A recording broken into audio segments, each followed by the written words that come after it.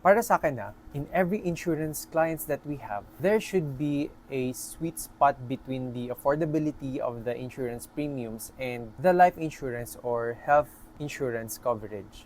And here's why. Say for example, your client is earning 300,000 a month.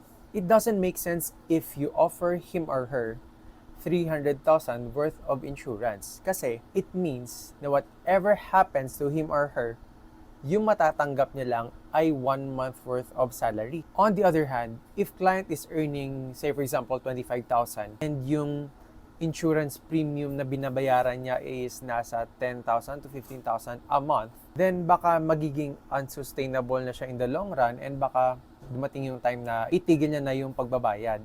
So sayang lang din.